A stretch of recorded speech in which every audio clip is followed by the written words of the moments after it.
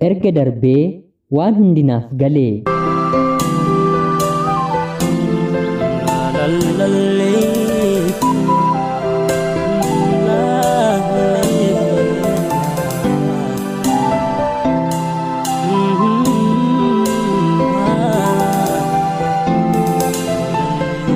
Yeroodhaaf maqaa kiyya himachuun barbaadu kanan dhaladheetti guddadhee Jiituu Magariituu Oromiyaa keessatti barnoota koollee maatiin kiyya ijoollummaatti nagalchanii kutaa tokkoo hanga 12ffaatti erga baradheen xumuree booda kolleejjii dhuunfaa seeneen barnoota kiyyallee baradhee xumureen eebbifameera. Haatii fi abbaan koo ijoollummaa isaaniitti wal baranii maatii erga dhaabbatanii booda ijoollee dubaraa 2 anaa fi quxisuu koo godhatanii abbaan koo harmee kiyya yeroo fuudhu barattuu kutaa 9ffaa turte. Haa ta'uutii garuu akkuma otoon fuudhiin dura barnoota kee itti fufta jedhee waadaa galeefiin bara sana hanga kutaa 12ffaatti barsiisee barnoota fayyaadhaan dippiloomaa ishee baratte.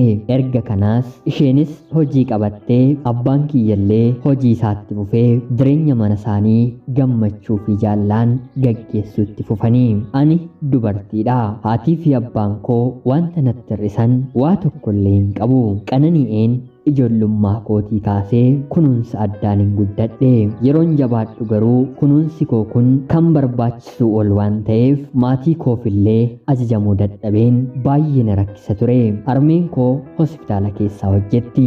Digirii ishee kan baratte deessisuu yookiin immoo midwaayifirii barnoota jedhamuuni. Ganama yeroo mana barumsaatti qajeellu barii kaatee nyaata keenya arganuuf qopheessitee booda nu quubsitee laaqanallee kan nyaannu nuuf qopheessitee mana barumsaatti nu erguun ofii ishee immoo bakka hojii deemti.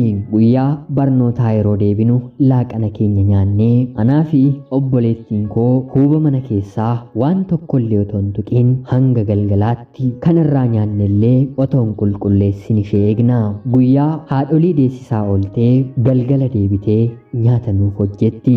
Anas ta'e obboleettii koo kana hojjedhaa yeroo nuun jettu namni tole jedhee ofii hin jiru. Dubartiin haadha ishee jalatti ogummaa ittoo danfisuu buddeen tolchuu handaaqqoo qaluu barti.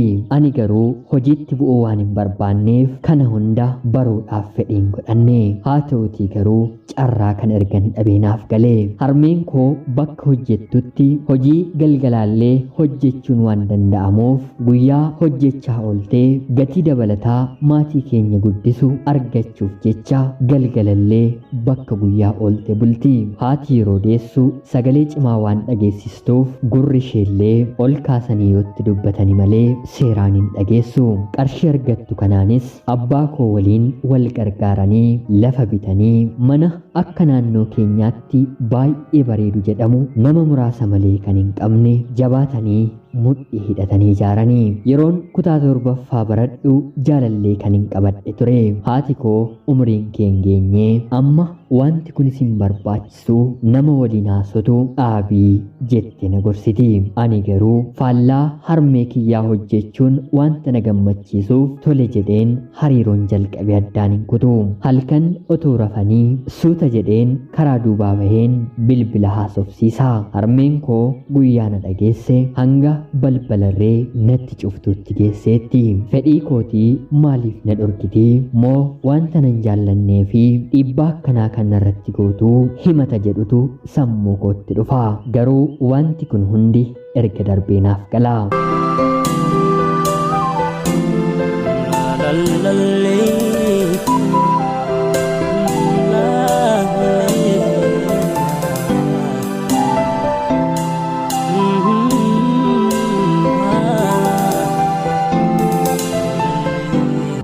Yeroo dhokadheen jaalallee koo bira deemu baay'ee natti tola. Harmeen koo yeroo barnootaan alatti mana bahee akka hin deemneef waan naaf hin eeyyamneef akkan hidhametti natti dhagahama. Jaalallee koo waliin hanga kutaa 12ffaan xumurutti waliin taanee turre. Yeroon ani kutaa 12ffaa baradhu haati koo barnoota maastarsii ishee waggaa 2ffaa xumuruuf jetti. Kaffaltiin isaaniillee yeroo sana kan barachaa turan bakka tokkotti waan tureef kanfaltii kana kanfaltee guyyaa 3 erga bultee booda rakkootu mana keenyatti mudate. Abbaa koo waliin rakkattee mana nuuf ijaartee erga xumurtee waggaa 2 fixxee booda mana keenya keessatti rakkootu mudate. Yeroo rakkoon kun mudatu ani qorumsa maatirikii kutaa 12ffaa qoramuuf torbee 2tu naafa. Isaaf jettee haati koo mucaan kiyya gara yuunivarsiitiitti yeroo deemtu namaa gadi hin taatu jettee boorsaa yookiin immoo shaanxaa maal fakkaatu naaf bittee uffata garaagaraallee bittee walitti naaf qabaa jirti. Dabalataanis mucaan koo namaa gadi hin taatu jettee qoqqobii galuun laaptooppii naaf bituuf qarshii walitti qabachaa turte. Haa ta'utii garuu anaa qorumsa koo qoramuuf torbee 2 hafu qarshii kanfaltii maastarsii waggaa 2 kaffaltee guyya 3 erga bultee booda hojii ishee bakka hojiitii hojjettee hojii manaa nyaata nuuf hojjechuuf gara Gordoobaatti yeroo deebi'uuf jettu sagalee a'aa kan jedhu qofa dhageessiste. Erga sanaa ofii tirattee gara siree deemtee nuti jireenyuma duraati jennee mana keessa calli jennee fiilmii yeroo laallu daqiiqaawwan muraasa booda sagalee haadha keenyaa dhabne.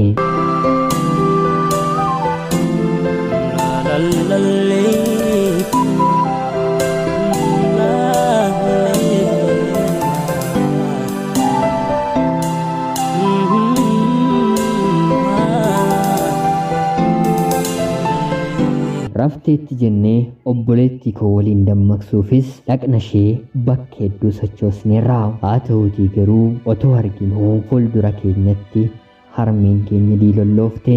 Duuti yoo argan otoo arganii yoo dhufu dhugaa namatti hin fakkaatu. Hirriba jedhee yoon fudhe malee guyyaan kun guyyaa du'a harmee kooti jedhee yoo yaade maraachuun naaf salphaadha. Bara kana maatiin keenyi waan 2 eegaa ture. Tokko qorumsa ishee qoramtee barnoota maastarsii ishee eebbifamuudha. Lammaffaa immoo qormaata maatirikii aniin qoramuudha. Tokko ta'ee tokko immoo otoo nuuf hin ta'in hafe. Akka haadhaatti wanti na gaddisiisu guyyaa tokkollee ittoo shiroo danfiseen haadha kiyya nyaachiseen hin beeku. Wanti manattis ta'e bakkeettis hojjettu hunduu dirqama ishee natti fakkaata ture. Haa ta'utii garuu gochaan harmee koo fi abbee koo nuuf jedhanii aarsaa kanfalaa akka turan anaaf kan gale erga harmeen koo boqotteeti. Harmeen koo qorumsa maastarsii otoo hin qoramiin hafte. Bakka suuraa eebba ishee kitaaba eebbaa barattoonni hojjechiisatan mallattoo gaddaan haguuganii. Haadha koo duutee firoonni keenyi torbeettis ji'attis waggaattis mana keenya dhufan gaddanii boo'anii awwaalanii nu biraa galanii. Abbaan kiyyas jaalallee ijoollummaa ijoollummaatti kan wal fuudhan waan ta'eef dhabinsa haadha kootti baay'ee miidhame. Hanga har'aatti fuudhi jennellee kadhannus otoon fuudhiin jira. Harmeen koo kaleessa umurii kanaan jaalallee koo bira akka hin deemne baay'ee na dhorkite ture. Dhokadheen isa bira deema. Ergan haadha kiyya dhabee garuu jaalallee kiyyallee nan jibbe. Kan dur akkatti deemu dhabeen dhokadheen rakkoo meeqa keessa darbeen isa argu amma garuu jaalalliin isaaf qabu bakka harmeen koo hin jirretti duwwaanatti ta'e. Yoo na waames hin deemu hinumaa walirraa gargar baaneerra. Yeroon qabutti waa'een haadha koo waan tokko natti hin fakkaanne. Ergan dhabee booda garuu itti gaafatamummaan mana keessaa waa hunda narra ta'ee ishee dhabuun koo kan na kunuunsu nama diitii dhibamuunsaa kaleessa jecha ishee dhagahuu dadhabuun koo har'a qoreedhaan of waraanaa jireenya akkan jiraadhu na taasise. Otuun gaaf tokko ajajameefiin ittollee danfisee fiira ta'ee har'a akkana nan gubu. Kaleessa qabbaxxuu mana qananiitti kan hin guddadhe har'a fuulli koo boo'icha mimmaaniin waan biraa fakkaateera. Namoonni kaleessaa fi har'a na beekan dhukkuba maaliitu akkas ishee rukute naan jedhu kan koo takkaa ta'eera. Haadha koo irratti wanta hundumaan dhabe. Isin obboloota koo seenaa kiyya dhaggeeffattaniif garuu dhaamsi ani qabu haadhas ta'e abbaa keessan carraa argattanitti fayyadamaatii ajajamaa eebba harkaa fudhaa. Ani guyyaa tokkoof mana naaf qulqulleessi jettee dirqama yeroo natti kennitu gungummii kan waggaa tokkoon dhageessisa. Isheen garuu mana ishee qulqulleeffachaa kan turte guyyaa heerumte irraa kaasedha. Haadha koo gargaaruun ba'aa ta'ee natti argama ture. Kanaaf yeroo isaatti naaf hin galle malee haadhaaf abbaa ofiif ajajamuun badhaasa rabbiiti. Haadha ofii haala kanaan dhabuun baay'ee nama dhukkuba. Tarii haati keenyi hiyyeettii kan waa tokkollee hin qabne, bifa guutuu kan hin taane, kan naafatte, kan budoomte, fira kan hin qabne, ko'eettii, ija kan hin qabne, jaamtuu, miila kan hin qabne, naaftuu, gurra kan hin qabne, duudduu ta'uu ni dandeessi. Hanga lubbuun ishee nu bira jirutti garuu ishuma kana yoo kunuunfanne booddee ceephoo jalaa baana. Haati takka nama deenyaan haadhumadha. Gadameessaa fi lafatti dhalataniin filatanii. Warri qabdan haadha keessan, warri hin qabne immoo namoota haadha isiniif ta'anii jireenya keessan keessatti guyyaama tokkollee isin boqochiisan. Booddee gaabbuurra amma yeroo argitan olmaa xiqqoo oolaa garaan isaanii isinaa galateeffatu jechuun barbaada. Yeroo ammaa kana kan darbe jedhee keessi koo boqonnaa naaf laachuu dadhabus hangan lubbuudhaan jirutti obboleettii koo quxisuu haadha ta'ee guddisuuf waadaa mataa koof galeera. Rabbi lubbuu haadha koof jannata, abbaa koof immoo fayyaaf umurii dheeraa akka laatuuf hinaaf kadhadha. Ana obboleettii keessan Jiituu Magariituu Oromiyaa keessaa. Ulfaadhaa, nagaatti, galatoomaa.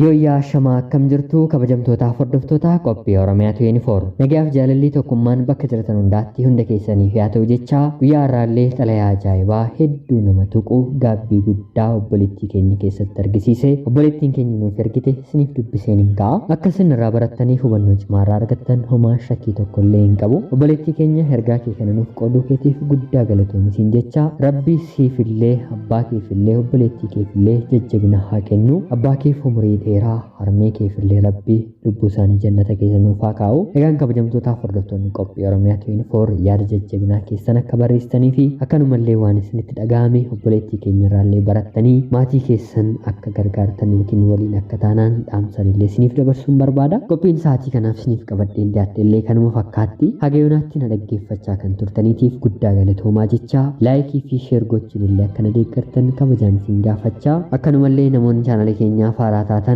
ana dhufu kun Oromiyaa 24 guyyaa guyyaatiin xalayaa jaalalaa fi seenaa jireenyaa nama barsiisuu bashannansiisuu danda'u isiniif qabadhee waan dhiyaadhuuf isinillee subscribe gochuun maatii keenya erga taatanii booda xalayaa jaalalaa yookiin seenaa jireenyaa nama barsiisuu bashannansiisuu danda'u qabaattan karaa telegiraamii karaa lakkoofsa bilbilaa kiyyaa duwwaa 937 naaf erguun irratti hirmaachuu ni dandeessu. Qopheessuuf qindeessuun isin waliin kanan ture ani gammachiista shoomeetii. Qophii gara biraatiin guyyaa boreen ga'uutti deebinutti bakka jirtan maraan turtii gaarii isiniif nawwaa.